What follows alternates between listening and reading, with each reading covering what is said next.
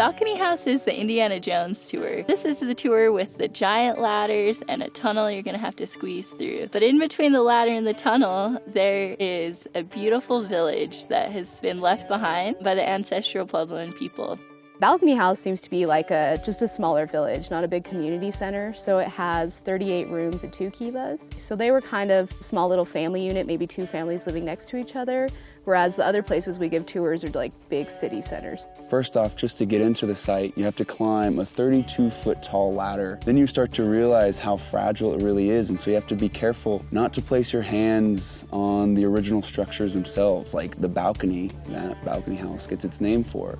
There's quite a few tight spaces that we get to squeeze our way through, and that's a lot of fun because we get to go into the dwellings itself. And also, Balcony House, it's right on the edge of the cliff, and so a lot of people are fearful of heights. But if you were to overcome your fear and you were to take the tour, you will be rewarded with some of the most amazing views from any cliff dwelling. I think it's also kind of fun to come to Balcony House from below it because your first view of it is looking up. And so you can see this big wall along the front of it, which is actually the retaining wall that the Pueblo people built to create this flat foundation to build on. When you get up there and you're standing on this level floor, I think you have more of a sense of all the work that went into building the place. From there, you climb up a series of steps that are originally carved by the ancestral Puebloans, and you cross into the next plaza, which we call the Kiva Plaza, because there are 2 large kivas that are submerged down into the ground. One thing I really like about Balcony House, it provides better insight to what a home would have looked like 800 years ago here in Mesa Verde. And that's something you really don't get at Longhouse or Cliff Palace because they're just so large.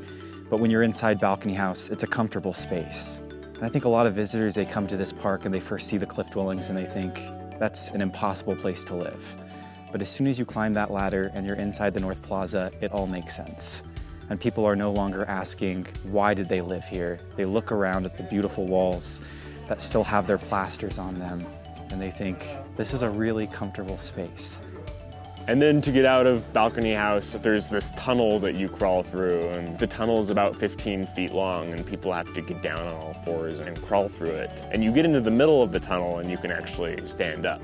I wonder how many people, when they stand up, look above them because there's an original wooden roof above. And then when we get out of the tunnel, we climb up another couple of ladders and go up some steps that we carved into the side of the cliff. It always makes me wonder what it was like to raise kids in the cliff dwellings, and if kids just grew up scaling cliff sides, or if the parents in the cliff dwellings were also nervous about their kids and didn't let them start climbing up the cliffside until a certain age. Again, just provides great insight to what the home would have been like 800 years ago.